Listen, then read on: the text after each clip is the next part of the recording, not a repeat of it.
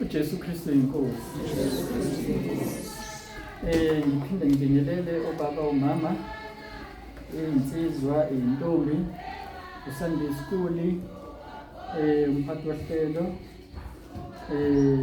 osibambele ikhamera ngegama elihle lomsindisi wethu uNkosi Jesu Kristu yasigcwele ephambanweni. Ngiphinde ngithi uJesu Kristu inkosi. Namhlanje sizobheka incwadi yevangeli ngokuka Luke isahluko 6 uverse number 46. Mhlambe sizogcina kuverse number 48. Kodwa sizogcina kakhulu ku 46. Luke chapter 6 verses number 46 to 48.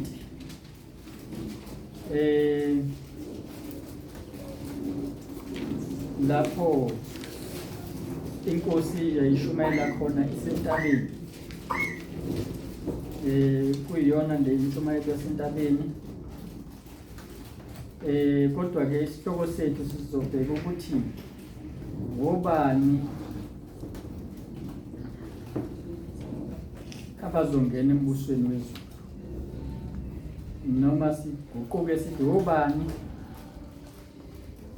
abangazungena embusweni wezulu, noma abangeke baqualify ekuthaneni bangene embusweni wezulu. Entshumayelweni yasentabeni ke uma ubheka lapha kuMateyu 5 umqala kuverse 1 sithola lapho ukuthi inkosi uJesu ibikanye nexuku nabantu abaningi, okuwukuthi bekunabantu abakholwayo nabangakholwayo, nabaFarisi nabaSadusi, nabezizwe amaRoma ayibusa ngaleso sikhathi esizweni lasakwa-Israyeli. Abantu abaningi abayinhlobonhlobo. Kodwa inkosi uJesu yesuka lapho yakhuphukela entabeni, yazishiya izixuku. Lithi iBhayibheli ke lapha kuverse 2 kuMateyu 5, nabafundi bakhe basuka bamlandela. Okuwukuthi le ntshumayelo eyayishunyelwa entabeni yayishunyelwa inkosi uJesu ishumayeza abafundi bayo, ngoba asizwa kuthiwa nabaFarisi bakhuphukela entabeni, asizwa ukuthi nabapristi bakhuphukela entabeni, asizwa ukuthi amaRoma nabanye bakhuphukela entabeni, kodwa sizwa ukuthi abafundi benkosi abakhuphukela entabeni. Kusho ukuthi lo mbiko esizofunda namhlanje uqondene nabafundi benkosi, kodwa futhi kulo mbiko sithola ukuthi kanti kukhona abantu abangeke bangene embusweni wezulu, kodwa futhi kukhulunywa nabafundi benkosi. Yabona kumuntu mangabe ngumfundi, okokuqala kusuke kunalento emenze waqualifya ukuthi abe ngumfundi, and inhloso yakhe umfundi ukuthi agraduate, athole iziqu, adlule ekuthaneni abe ngumfundi. Uma efundela ukuba ngumfundisi abese ekwazi ukuthi abe ngumfundisi, noma ke engafundeli ukuba uthisha noma umfundisi, kodwa la izosebenza khona uzobafundisa abazemva kwakhe, ngoba yena uzoba nezinto ayifundile, wathola iziqu. Umfundi ke angaze ngibone nami ke inkosi yangisiza ngaqala ngawo ngene crash. Hayi ke imfundo yami yase crash ayingisizanga ke ngoba yayingekho i-test engake ngayibhala la. Wawuvela udlule nje. Okuwukuthi ke angiyibali ke leyo mfundo yase crash. Kodwa ngikubala la ngiqala khona ku grade 1 esasithi ngu-sub A. Ngalezo ikhathi kusafunda mina, wawungadluli eklasini ungabhalanga i-test. Okuwukuthi wonke umuntu ongumfundi wenkosi kulindelekile ukuthi kunesigaba angeke adlule kusona engayibhalanga i-test wayiphasa. Okuwukuthi noma usuyibhalile i-test akusho ukuthi uzodlulela phambili. Kuyaphoqa ukuthi uyiphase. And kubiza ukuthi uyihluphe ukuze uphase. Wenze lento kuthiwa ama-studies. Utadishe lento oyifundisiwe ukuze makufika isikhathi sama-test ukwazi ukuphumelela udlulele phambili uzufinyelele ekugcineni lapho kuthiwa khona you are qualified. Kusho ukuthi usengumfundi nje ungakafinyeleli ekuthaneni wena usu-qualified noma usuthola iziqu. Ayikho i-guarantee yokuthi uzoyithola iziqu kuzobe ukuthi uyayithola. Ngamanye amazwi njengoba iBhayibheli lapha kuMateyu 24 inkosi uJesu ithuma abafundi bayo ithi hambani niye ezizweni zonke nenze abantu babe ngabafundi bami. Okuwukuthi ngesikhathi inkosi uJesu ingabavumeli ukuthi bashumayele ithi hlalani eJerusalema lapho umuqala kuzenzowana.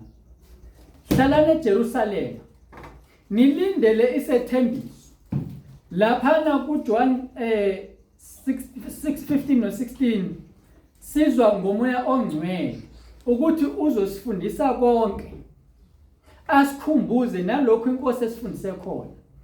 Mase befundisiwe noma sebemkele umoya ongcwele yilapho bathola iqualification yokuthi bayakwenza abanye abafundi benkosi ngoba sebethole iqualification yokuthi kwehle umoya ongcwele yena kuyena okwazi ukufundisa abantu babe ngabafundi benkosi uJesu.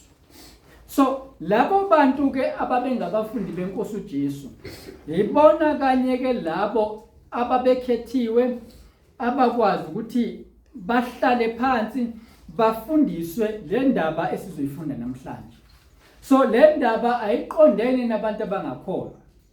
Iqondene nabazalwane nabantu ababizwa ngokuthi bangabantwana bakaNkulunkulu.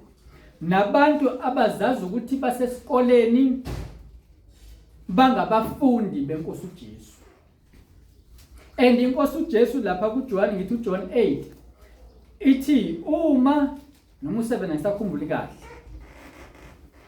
silizwa izwi lakhe silenze siba ngabafundi bayo isibili noma uma sesilizwile izwi lakhe salenza kusenza lokho ukuthi sibe ngabafundi bakhe. Manje ke singakafundi ngicela ukuthi sivala amehlo.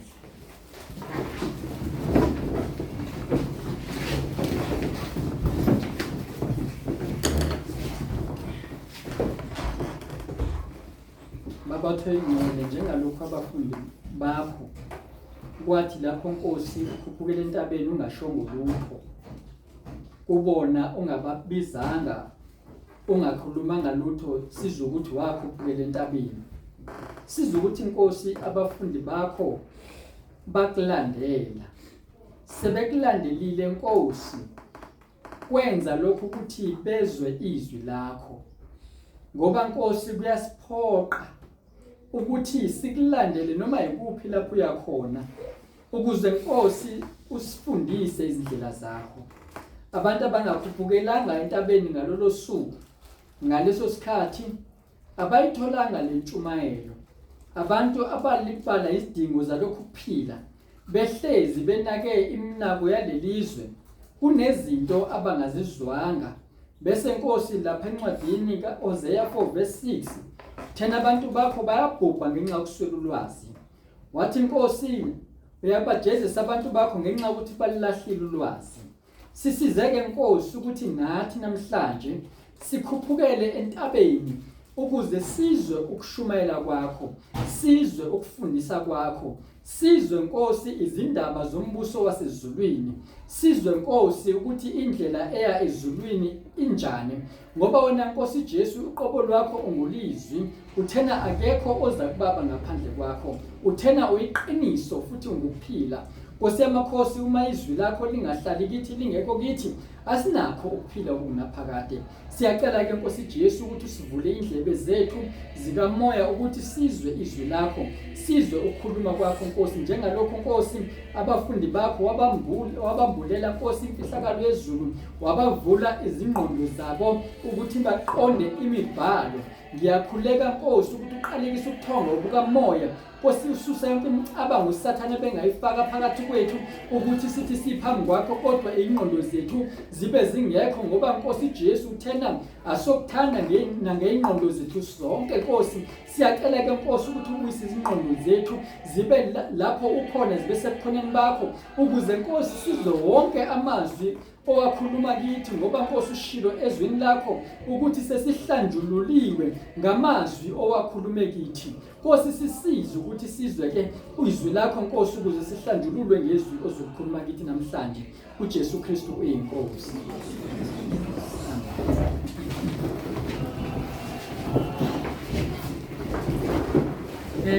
Kufundeka kanjena ke, ningibizelani ngokuthi Nkosi, Nkosi, ningakwenzi engikushoyo na? Yilo nalo oza kimi ezwe amazwi ami awenze, ngomkhombisa lo afana naye. Ufana nomuntu owayakha indlu, wemba, washonisa, wabeka isisekelo edwaleni.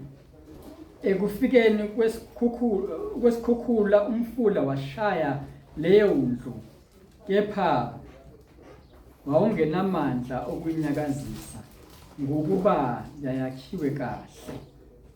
Inkosi ibusise ukufunda kwezwi layo. Ithena ke sugxila kakhulu kuvesi number 46. Angazi amanye amavesi noma sizowathinta, kodwa sogxila kakhulu kuvesi 46. Ake ngimphinde. Ningibizelani ngokuthi Nkosi, Nkosi, ningakwenzi engikushoyo na? Ngisho lokho ekuqaleni ukuthi inkosi uJesu uyayikhuluma nabafundi bayo la. Kusho ukuthi kubafundi bayo kukhona abantu ebebeyibiza inkosi ngokuthi Nkosi, Nkosi. Laba bantu abagcinanga ngokuthi bayibize inkosi ngokuthi inkosi. Kwathi lapho ikhuphukela entabeni nabo bakhuphuka. Bashiya nabizinto, badela izinto nabo bekhuphuka belandela inkosi. Kodwa sebefikile ebukhoneni benkosi. Inkosi ibuza umbuzo. Lo mbuzo uyiconcern. Lo mbuzo ubuhlungu uyadabukisa. Uthi ningibizelani ngokuthi Nkosi, Nkosi, okuwukuthi kuvela la ukuthi ku-wrong ukuthi umuntu athi Nkosi kodwa ebe engakwenzi okushiwo inkosi. Kube ngathi inkosi la iyabasola, ithi ngamanye amazwi ngabe kungcono ukuthi nivele ningangibizi ngokuthi ngiyinkosi, ngoba vele anip-honorish ubukhosi bami, angisiyona inkosi kunina. Ngoba uma bengiyinkosi kunina benizokwenza engikushoyo. Ngoba inkosi esizweni sayo iba nemithetho yayo, nesizwe leso silalela imithetho eshiwo inkosi. Manje kusizanike ukuthi inkosi ithi iyinkosi, kodwa abantu abangaphansi kwenkosi bengayilaleli inkosi, bengakwenzi inkosi ekushoyo. Ngamanye amazwi kube ngazuthi ithi inkosi, uma nina nithi ngiyinkosi kodwa anikwenzi engikushoyo, anisibona abesizwe sami. Kusho ukuthi ninenye inkosi eniyilalelayo. Ithi inkosi uJesu ningekhonze amakhosi amabili. Umuntu angekhonze uNkulunkulu noMamona, ngoba uzobambelela kwenye inkosi adelele enye.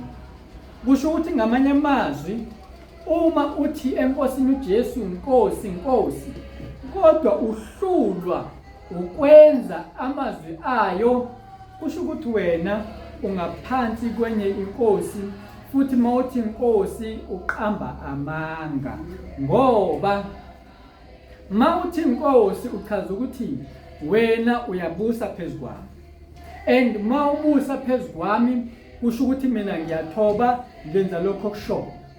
Manje uma wena uhluleka ukwenza lokho akushoyo, awuqualify ekuthaneni abe inkosi yakho. Wrong ngamanye amazwi mawuthi Nkosi. Thina ke safundisa ukuthi asothi uJesu Kristu uyinkosi. Kodwa mawungawenza amazwi akhe nakho ukuthi uthi uJesu Kristu uyinkosi, akukusizi uma engesiyona inkosi yakho. Ngeke kukusebenzele uma inkosi uJesu engesiyona inkosi yakho. Nayo inkosi uJesu la ithi ukwenzelani lokho? Yini uyihluphe ngokuthi ungibize ngokuthi inkosi, ngoba bazi bathi ngesilungu actions speak louder than words. Izenzo zikhuluma kakhulu, ngokuzwakala kakhulu kunamazwi. Ungasho ukuthi inkosi inkosi inkosi, kodwa amazwi noma izenzo zakho izona inkosi uJesu ezozibona, bese ibona ukuthi ngempela ngiyinkosi yakhe indumuntu noma unenye inkosi. Lento yenzeka ke uNkulunkulu ethanda ukubona abantu bemkhonza beyidalwa zakhe. uNkulunkulu wenza ukuthi athume izwi lakhe esemdaleni umuntu. Athi ngezwi lakhe ku-Adam, ungadla kuyona yonke imithi, kodwa ungadli emthini ophakathi nendaba, noma emthini wokwazi okuhle nokubi, ngoba mhlazane udla kuwona uyakufa nokufa. Yizwi leli likaNkulunkulu elaliphuma emlonyeni kaNkulunkulu. Ithi inkosi uJesu, ningibizelani ngokuthi inkosi inkosi, ningakwenzi engikushoyo na?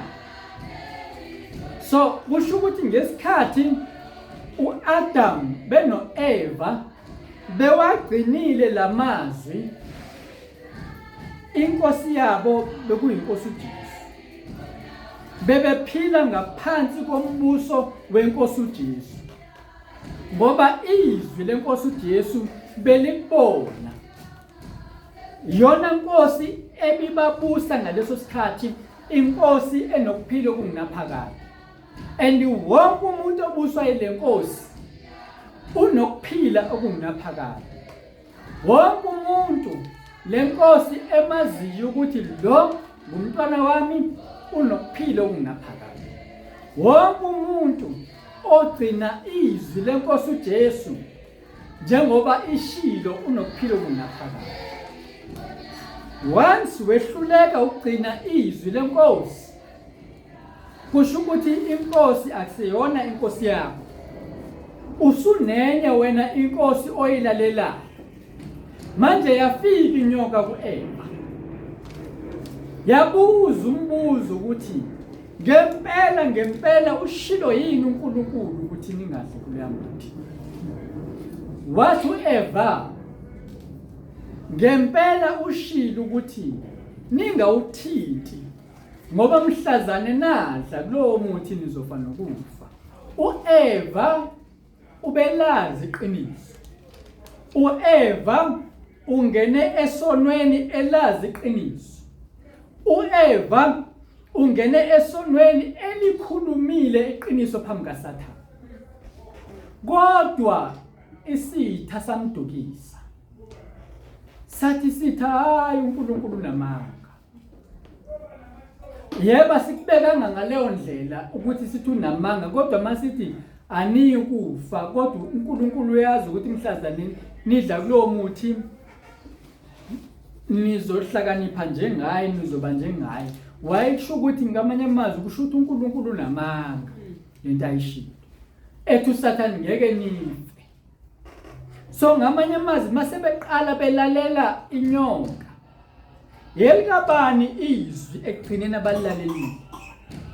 Balalelile yini izwi lenkosi uJesu noma balalele izwi likaSathane? Inkosi yakho yilo ogcina ulalele izwi lakhe walenza. Yona inkosi yakho ke leyo. Uma nje usalalela uSathane, ngiyaqinisekisa ukuthi inkosi yakho uSathane. And le nkosi yakho ithwele ukufa. Ngoba yenzelwa ukufa vele noma kwenza isikoko senzelwa yona ngoba yaphambana nentando kaNkulunkulu.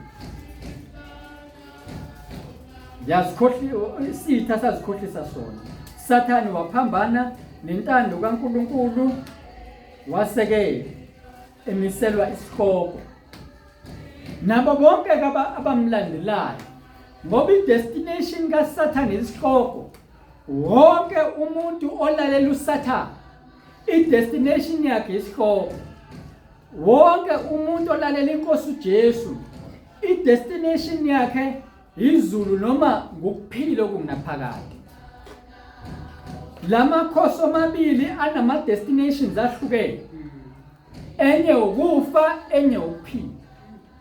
Le uSathane izigabisa ngokuphila kwalesi sikhathi.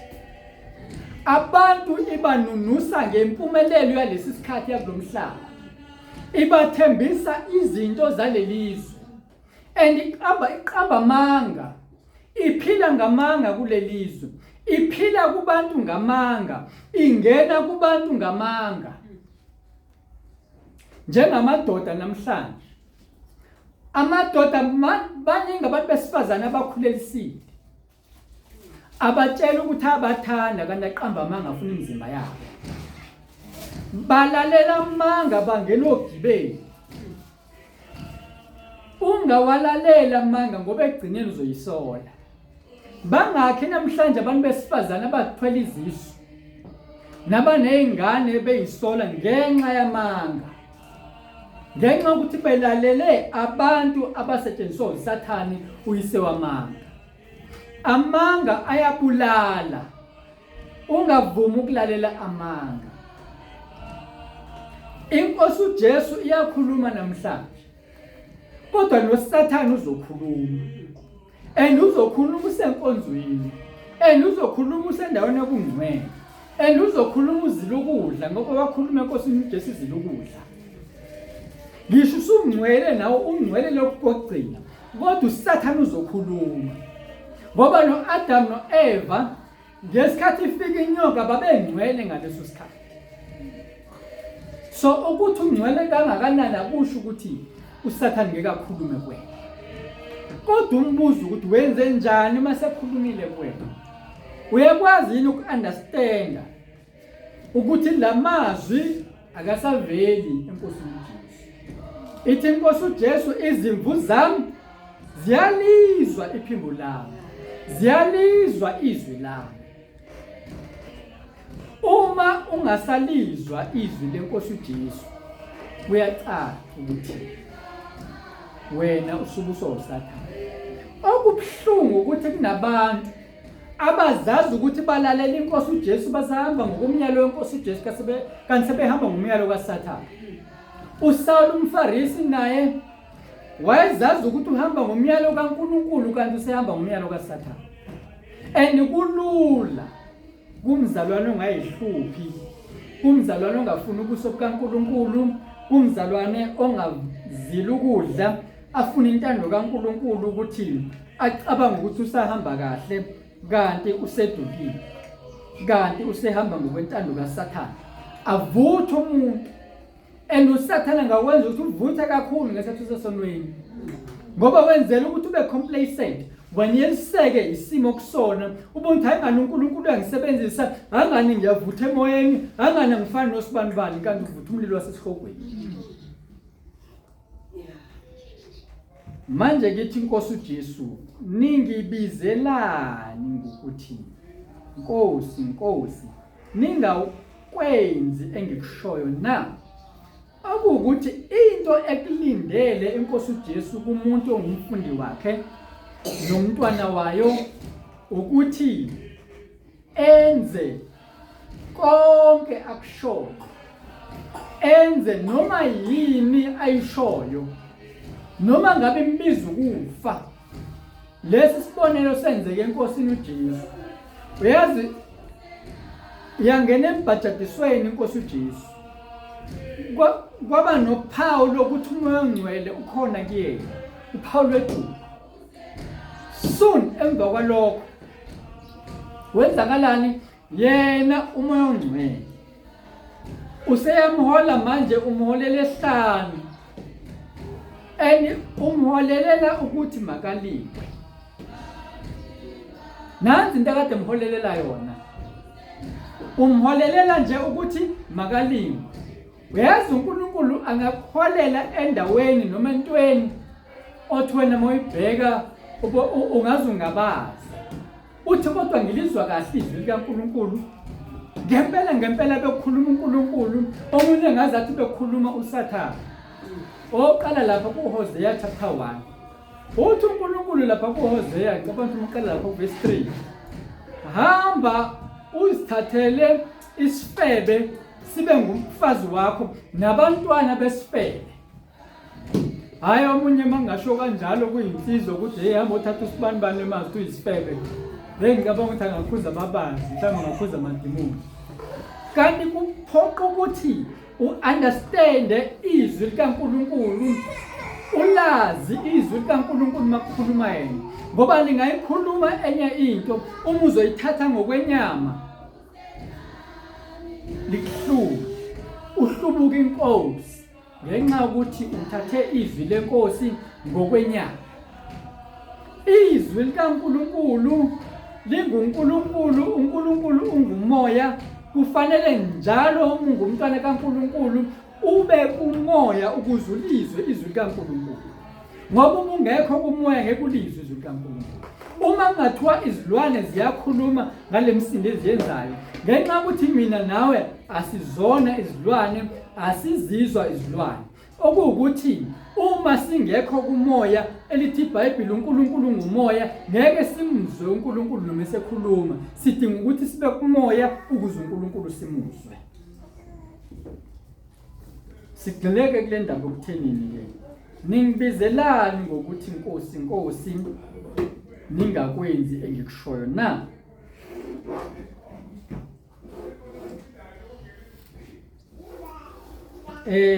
Ake sibhekeke leliphuzu lokuqala.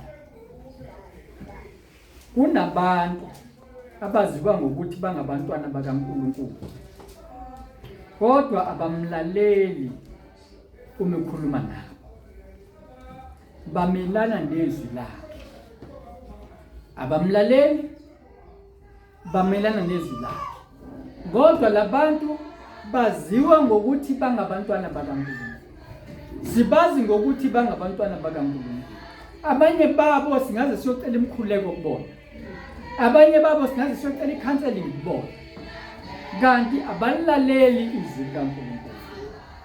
Masibheka lapha kuJohn 6 kuverse number 60 kuthiwa, ngakho-ke abaningi kubafundi bakhe. Ngithemba inkosi uJesu ekhuluma ngabafundi. Ngakho-ke abaningi kubafundi bakhe bekuzwa lokho bathi, lilukhuni lelizwi, ngubani ongalizwa na? Verse 66. Emva kwalokho abaningi babafundi bakhe babuyela emuva, ababe besahamba naye. Ngikhuluma la ngoku-understand inkosi uJesu ikhuluma nomuntu, kodwa umuntu ayilalele ngokwenyama. La inkosi uJesu ayikhuluma nabafundi bayo, ithi odla inyama yami, aphuze igazi lami, unokuphila okuphakade. odla inyama yami kusho inkosi uJesu aphuze igazi lami unokuphila okunaphakade. Inyama yenkosi uJesu izwi layo, igazi layo umoya. Uthi ke base beyaphendula ke sekhulume lokho ukuthi ke bathi likhuni lelizwi ngubani ongalizwa na? Bathi mabezama ukuyetshisa le ndaba ukuyi-understand beyihlaziya ngengqondo zabo abanga-understand. Bathi hayi likhuni lelizwi. Abangabuza futhi enkosini uJesu ukuthi uqonda ukuthini. Lapha kuMateyu 13 inkosi uJesu uyakhuluma nabantu ngemfanekiso, yonke into eyishoyo ikhuluma ngemfanekiso.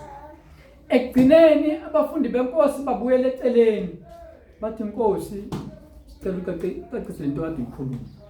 Abantu ke laba abafuna inkosi uJesu uma bengayi-understand into ekhulunyiwe babuyela back enkosini uJesu bayofuna ulwazi, ngoba abantu bami bayabhubha ngenxa yokuswela ulwazi kusho uNkulunkulu. So uma umuntu engafuna ukubhubha efuna ukuphila okunaphakade kumele aqinisekise ukuthi uyalifumana ulwazi. Make sure you acquire knowledge, the knowledge of God. Hayi ulwazi lwezwe kodwa ulwazi lwasezulwini. Bengabafundi benkosi uJesu laba bantu bagcina nje ngokuthi ukhulu ukunderstanda lento. Abangabuza, abangacela ukuthi inkosi sicela usicacisele. Abangabuza ukuthi inkosi uqonda ukuthini ngalokho okushoyo. Bagcina nje ngokuthi kulikhulu ukunderstanda lento eyishoyo. Emva kwalokho sebesho lokho abaningi babafundi bakhe. Abaningi, the majority kubafundi, ngikhuluma mina ngebandla ukuthi la ebandleni lenkosi uJesu the majority abaningi, iningi labo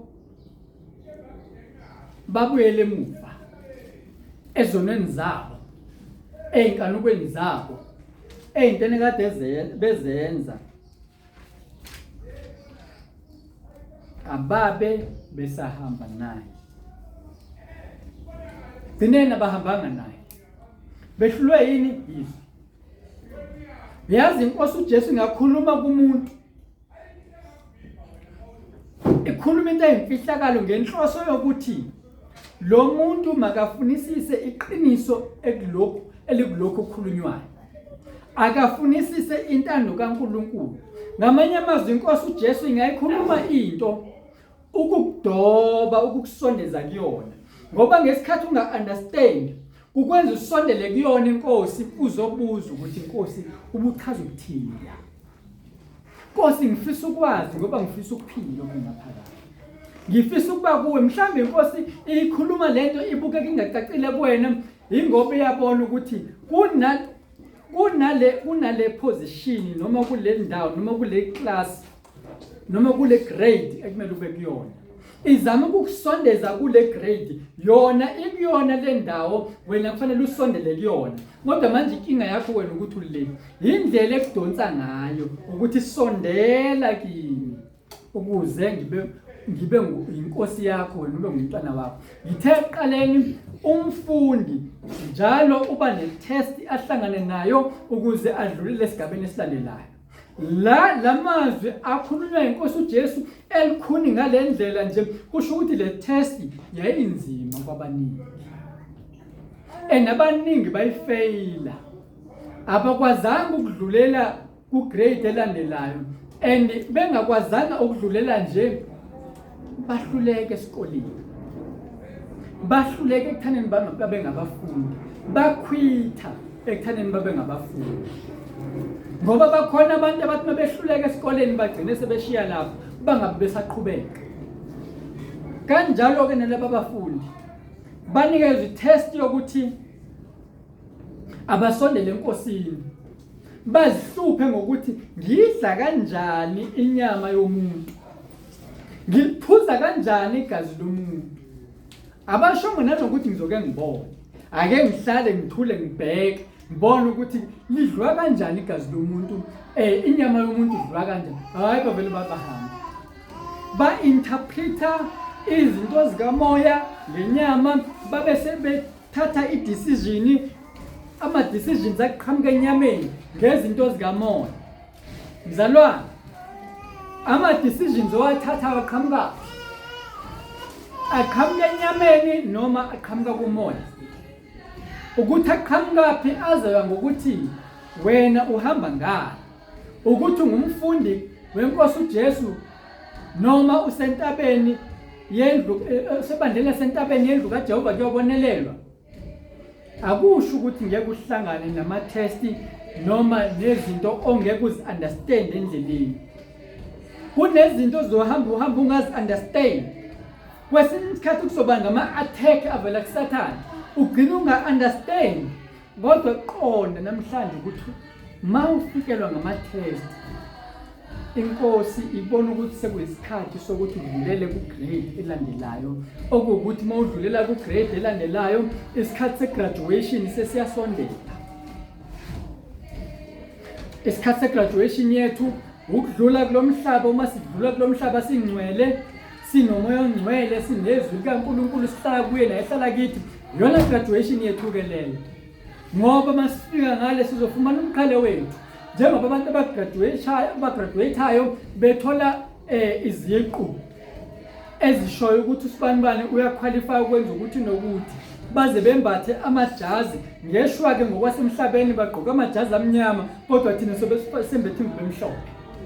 Ethu graduation ingubo emhlophe, hayi amajazi amnyama negqoka ezimnyama.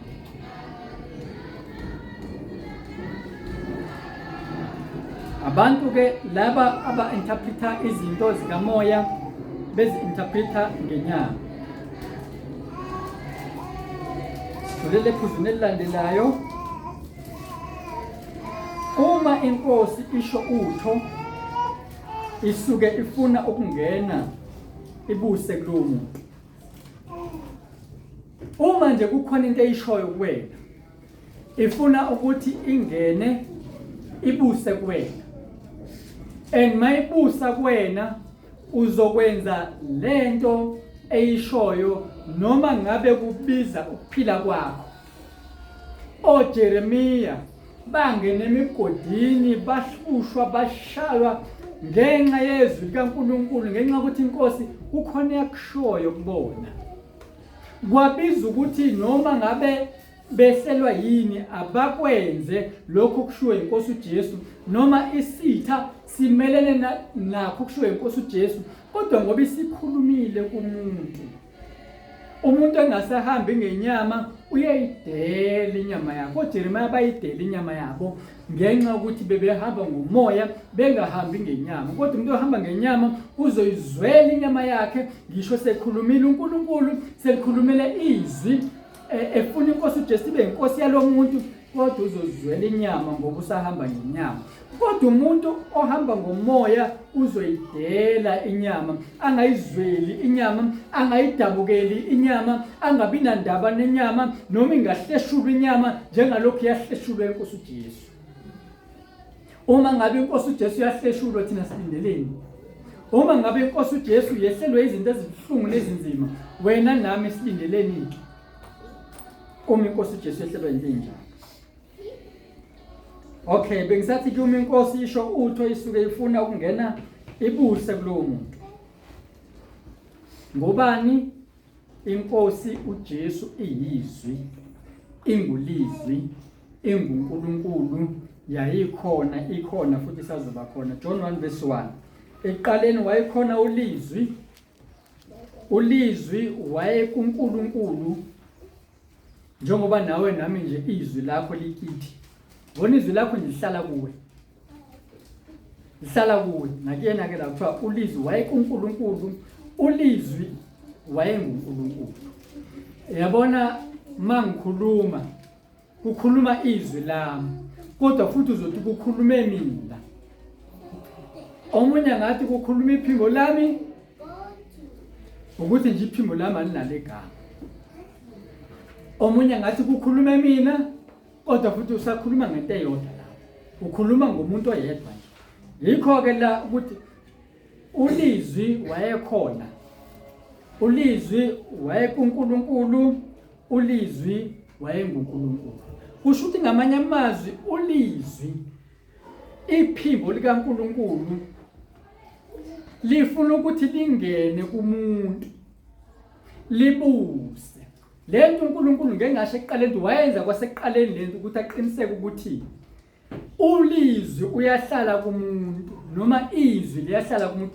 Yikho phela wathuma izwi lakhe ukuthi lihlale kuAdam noEva, lihlale kubantu. Wayethuma izwi lakhe, ngamanye amazwi ulizwi umelwe ukuthi ahlale kumuntu ukuze umuntu aphile engunaphakade. Ma kuphuma ulizwi kumuntu noma izwi likaNkulunkulu lisuka kumuntu, umuntu akanakho ukuphila engunaphakade. And izwi lifikele ukuthi libuse kuye. Once laqala labusa kumuntu izwi likaNkulunkulu, uNkulunkulu lifakele khona lokho ukuze ke athi ke manje ke sibanibani wenza ukuthi, manje wenza ukuthi, manje wenza ukuthi. Ngamanye amazwi izwi likaNkulunkulu lifuna ukuthi noma wena unayo iwill yakho, kodwa izwi likaNkulunkulu ngoba eyinkosi lona lizobusa phezu kwakho, libe yinkosi ngoba lona uqobo lwalo linguNkulunkulu.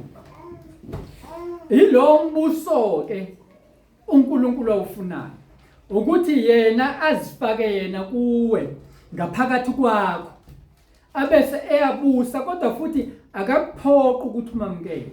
Yikho lapha kuSambulo 3:20 bheka ngimi ngasemnyango ngiyanqonqotha, ngifuna ukungena. Akaziphoqi kodwa ufuna ukungena. Ungena eyini? Ewulizwi, eyizwi. Izwi likaNkulunkulu lifuna ukungena kumntwana kaNkulunkulu, abesethi ke ngiyakuhlala naye mangabe vula, ngidle naye, naye ahlale nami. Uma wenze njani? Uvula kanjani? Ngokuvuma izono.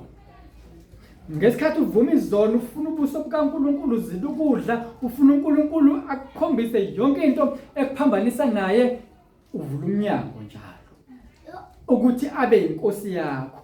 Kodwa mawenza isono uyamkhiphela ngaphandle, uthi angisakufuni ukuthi ube inkosi yami, angisakufuni ukuthi uhlale ngaphakathi kimi mawenza isono. Kuze lilandelayo siphila ngezwi lenkosi nangegazi layo. Bengingasho ekuqaleni ukuthi izwi layo inkosi lingumzimba wayo ethena uyisinkwa, negazi layo sithena ke lomoya ongcwele. Ake sifundeke lapha kulokhuza kuJohn 6:53. Khona uJesu wathi kubo, ngiqinisile ngithi kini, uma ningayidli inyama yendodana yomuntu niphuze igazi layo, aninakuphila phakathi kwenu. Ngiqinisile ngithi kini, uma ningadli inyama yendodana yomuntu niphuze igazi layo, aninakuphila phakathi kwenu. Kusho ukuthi lokuphila esikubonayo la ukuphila okungaphandle lokho. Yabona nje nawe ngiyakubona. Ngiyakubona ukuthi uyaphila futhi. Kodwa ukuphila okungaphandle lokho engikubonayo. Kodwa uma ufuna ukuphila okungaphakathi, kumele izwi likaNkulunkulu lingene ngaphakathi libuse kumuntu. Ngamanye amazwi indaba ingaphakathi, maseyenzekile indaba ngaphakathi sizoyibona ke nangaphandle. Uyabona nje umuntu oyisifebe egqoka isikete esimila, noma ngangitshela ukuthi ungcwele, indaba isekuthaneni lokhu kungaphakathi kuyena sengize ngakubona ke mina nangaphandle. noma ngangitshela ukuthi uthunywe uNkulunkulu aprofete enza ukuthi nokuthi ngamanye amazwi ngiveza ukuthi uma ngithi indaba ingaphakathi angisho ukuthi ayikho ngaphandle, ngoba lokho okungaphakathi kuzokwenza ukuthi kubonakale nokungaphandle.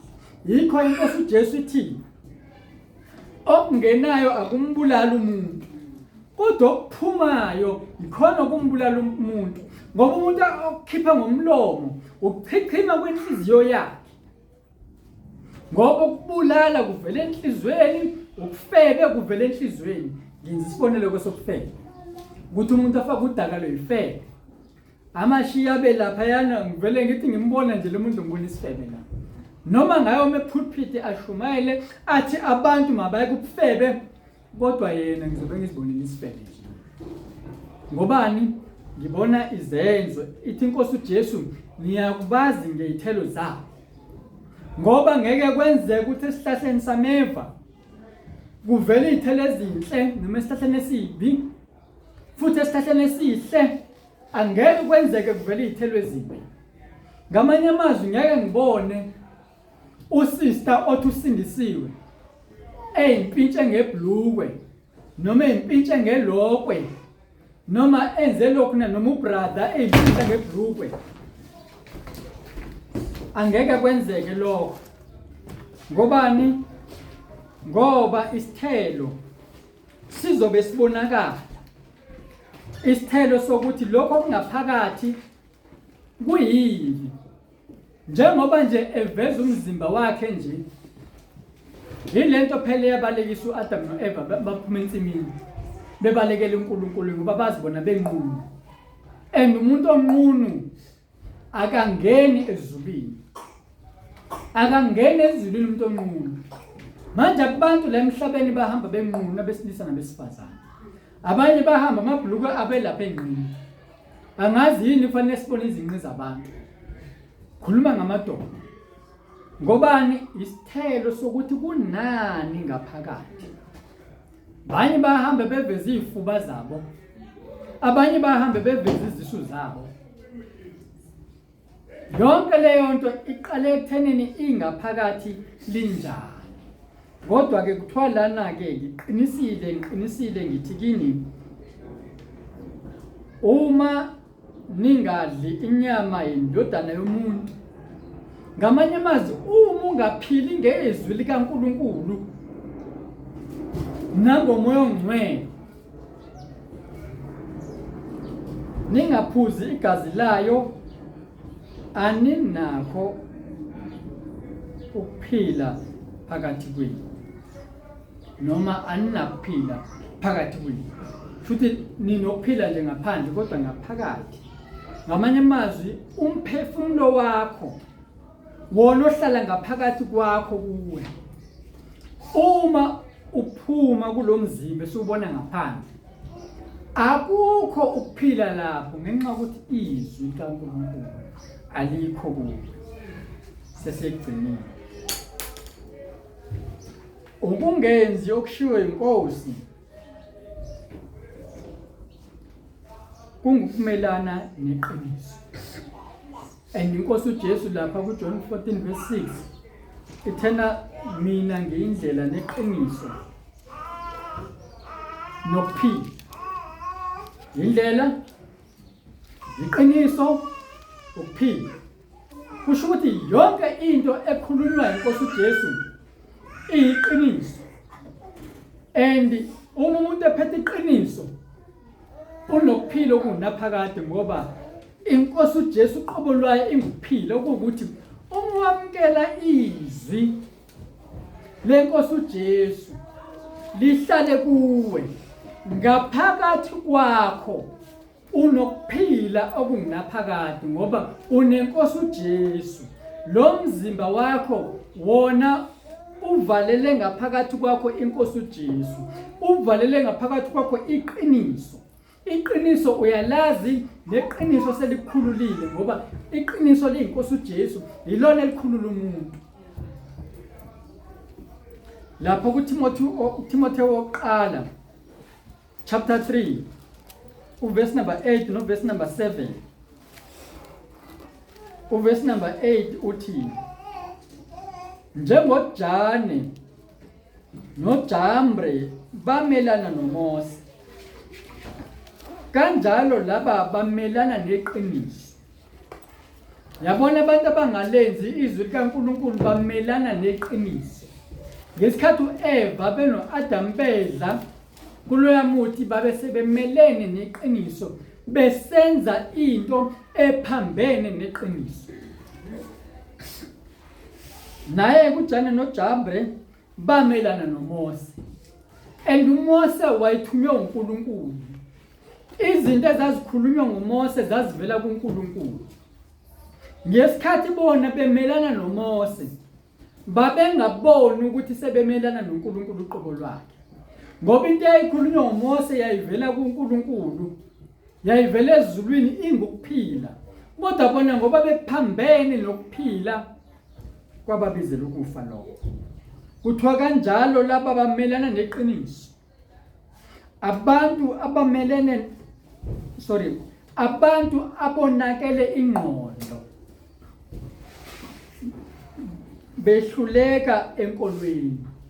Yabona iBhayibheli lisitshela ukuthi makuguqulwe isimo sengqondo yethu, ngoba uma ingaguqulwanga sonakele isimo sengqondo. Makonakele isimo sengqondo, kuzokwenzeka njengakulaba abafundi abathi inkosi uJesu mayekhuluma nabo into abangayi-understand, bengayiqondi, kunoma babuze enkosini basebenzisa ingqondo yabo eyonakele ukubuyela emuva. Bamelana ke laba noMose, ngobani inkinga yabo ukunakela ingqondo. Khona abantu abamelana nezinceku zenkosi ezithunywe uNkulunkulu ngoba konakele ingqondo. Labo bantu behluleka ekukholweni. Futhi ngamanye amazwi abantu laba basekukholweni kodwa inkinga yabo bayizehluleki, bahlebe ingceku. Nawe ke ulaleleke uvumelane nomuntu ohlebe ingceku, nomuntu onakela ingqondo, owehluleke enkolweni, nawe usuhlulekile njalo. Verse number 7. Befunda njalo.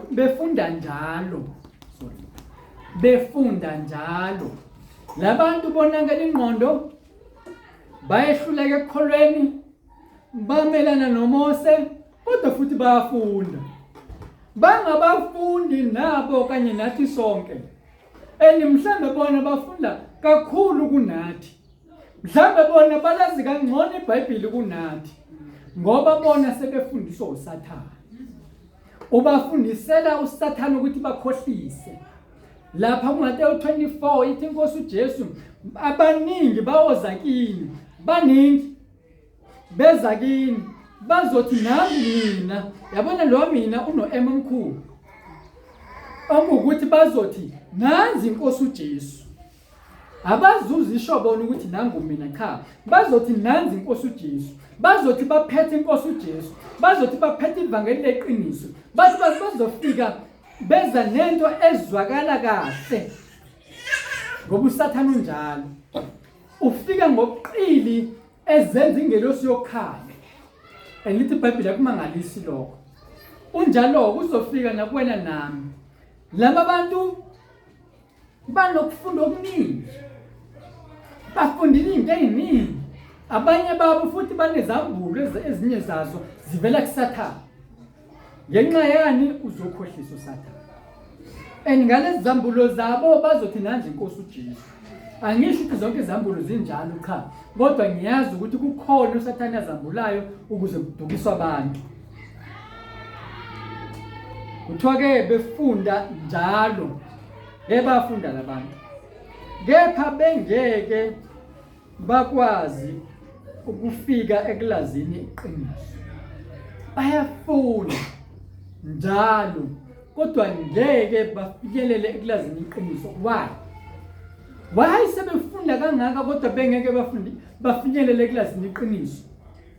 Honjani umuntu ozofinyelela eqinisweni kanti uma ukuthi noma ngayihlupha ngifunde kodwa la kuyaqinisekiswa ukuthi laba bantu ngeke bafinyelele ekulazini iqiniso. Bayafunda iBhayibheli, bayalifunda iqiniso, kodwa still abafinyelele ekulazini iqiniso, ngoba iqiniso alikho enyameni. Iqiniso alikho ekuthaneni uyalifunda izwi likaNkulunkulu, kodwa lisekuthaneni uma ulifunda ngomoya kabani. Uma ulizwa ngomoya kabani, ngoba uSathane wafika enkosini uJesu, efika uSathane ngomoya wakhe, ethi uma indodana yomuntu yenza lamatshe ukuthi abe izinkwa. Wabona ukuthi uSathane uyehluleka lapho, ngoba inkosi isuke yaphendula ngezwi, yathi kulotshiwe ukuthi akusona isinkwa sodwa siyomphilisa umuntu, kodwa umuntu uzophila nangawo wonke amazwi aphuma emlonyeni kaJehova. Ngoba uSathane uyiqili, wabona uSathane ukuthi lo muntu uhamba ngezwi, lo muntu umphendula ngezwi. Akangabe uSathane sagxila kakhulu ezintweni zezwe zodwa, wayese ebuya ngeneno eseqala ke manje ezongena ezwini kuSathane. Uyabona uSathane uyayifunda impilo yakho nephethini yakho, afunde nokuthi uthandaza kangakanani kanjani, uthandazela kuyiphi indawo, uphila nobani, uya-analyze yonke into oyikhulumayo nento oyishoyo, abesebona ukuthi based ekuthaneni wena wenzani, yena uzo-attacka ngayiphi indlela. Kodwa into engizoqinisekisa yona ukuthi uma uzohlala ezwini, nezwi likaNkulunkulu lihlale kuwe, uzomnqoba uSathane. Ngoba inkosi uJesu yagxila yahlala ezwini, nakube sefika ngamazwi sekhotha amazwi uSathane, kodwa inkosi uJesu yahlala ezwini, ngoba lamazwi ayivela kuSathane nala eBhayibhelini ezwini ayifika ngomoya kaSathane. Ekhotha amaHubo 91 verse 11 ukuthi ngiyakuyala ezingelosi ukuba zikuxhwale, ungeze waqhuzuka noma aphile uhamba khona. Inkosi uJesu ikwazi lokho, ibe yona ingulizwi, ngoba kuyasiphoqa bazalwane ukuthi izwi likaNkulunkulu lihlale ligxile kithi, ukuze kuthi noma ngayiphi indlela uSathane afika ngayo, sibe nezikhali zokuzivikela kuma-attack avela kuSathane.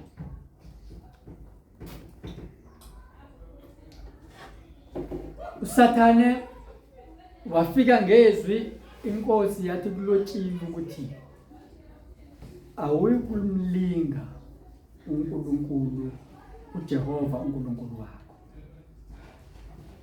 Abantu abangalaziyo izwi bakhohlisekile namhlanje, bakhohliswe ngabaprofeti bamanga.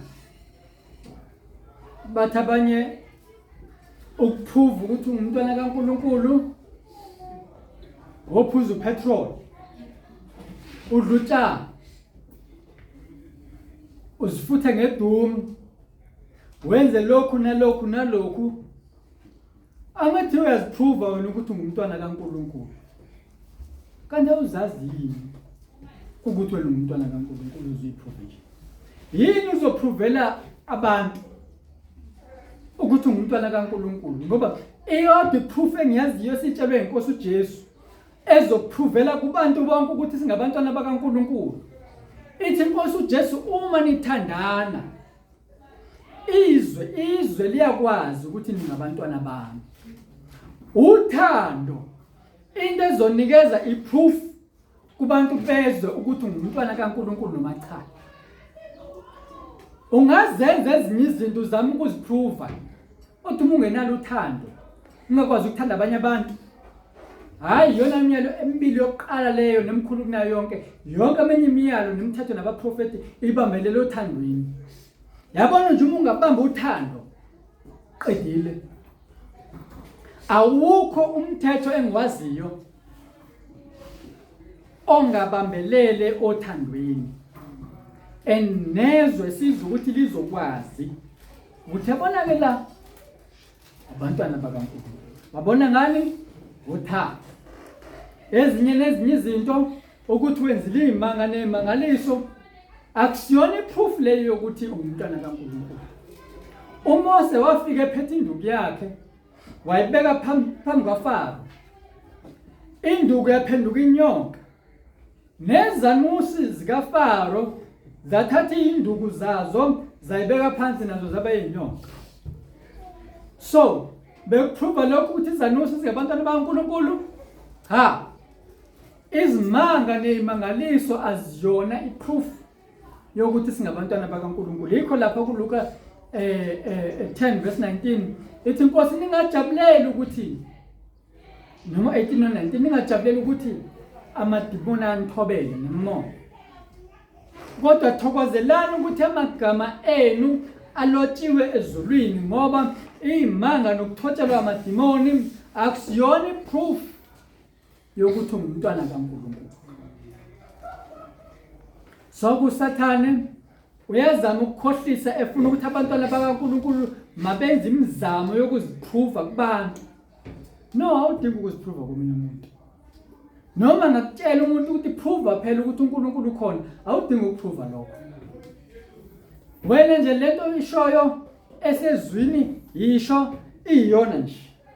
Okunye nokunye mase uSathane sefuna ukufunga cha-ke uthi Inkosi uJesu lokho sekuvela komubi. Bambelela ezwini ngoba siphiliswa ngezwi. John 6 verse 63. Nina niphilisiwe ngezwi engilikhulume kini noma izwi liyaphilisa. Kodwa inyama ayisizi lutho. John 15 verse 3. Senihlanjululiwe ngezwi engilikhulume kini.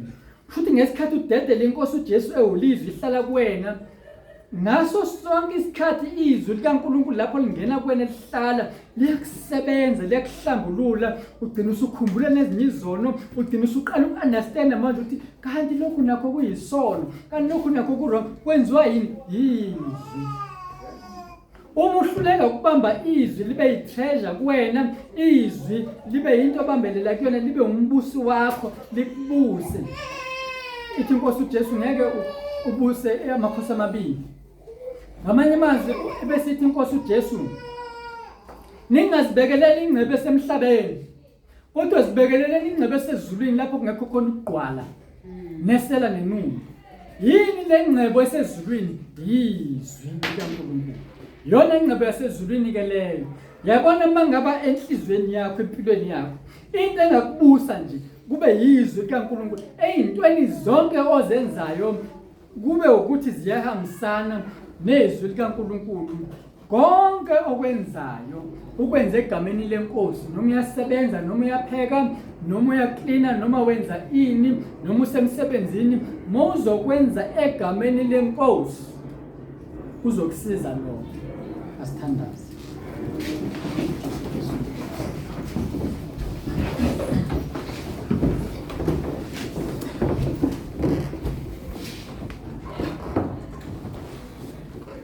Siyabonga Nkosi Jesu. Siyabonga izwi kaNkulunkulu. Wena uqobo lwakho ungokuphila. Nezwi lakho liyasiphilisa. Nezwi lakho liyasihlambulula. Nezwi lakho liyisinkwa sethu sokuphila. Uma singadli izwi lakho Nkosi asinakho ukuphila okungaphakade. Uma umuntu edla izwi lakho Nkosi ngalendlela wena othanda ukuthi alidle ngayo, wena Nkosi uyamehlisa umoya wakho ongcwele ukuthi ahlale kulowo muntu. Bese lowo muntu apheleliswe kuwe ebhajadisiwe ngamanzi nangezwi lakho ngomoya wakho ongcwele abese banokuphila okungaphakade. Siyabonga Nkosi Jesu ngamazwi osusifundise wona. Le ntshumayelo Nkosi wawushumayelile eqaleni kusentabeni. Namhlanje Nkosi uyayishumayela sikule ndawo. Nkosi yamakhosi besicelile ukuthi ube phakathi kwethu, sizile kuwe Nkosi. Manje sesizohlukana Nkosi, yilona lo ayegumbini lakhe ommisele lona noma umbekele lona noma umphe lona ey'ndaweni zethu esihlala kuzona ngokuhlukana kwethu. Ngiyacela Nkosi ukuthi usiphe amandla okukhonza. Siyahlangana nabantu abaningi abangakholwayo lapho sihlala khona, nalapho sisebenza khona, nalapho sifunda khona Nkosi. Ngiyacela ukuthi usithwale ngezwi lakho nangomoya wakho ongcwele.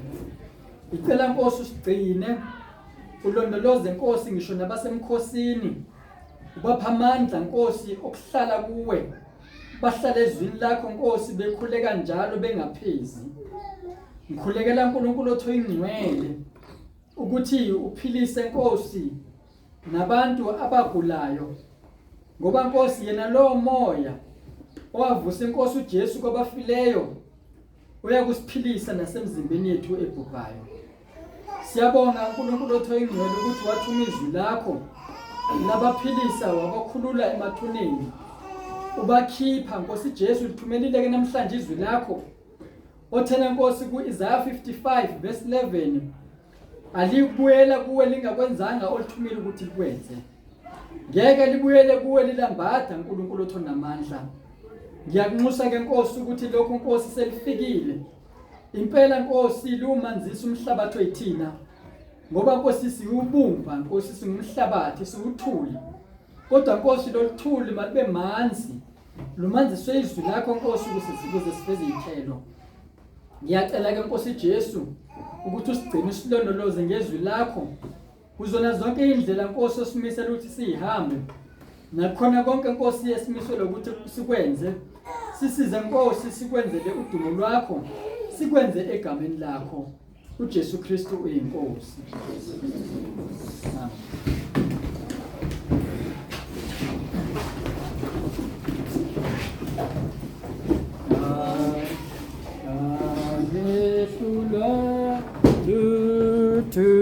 Jésus.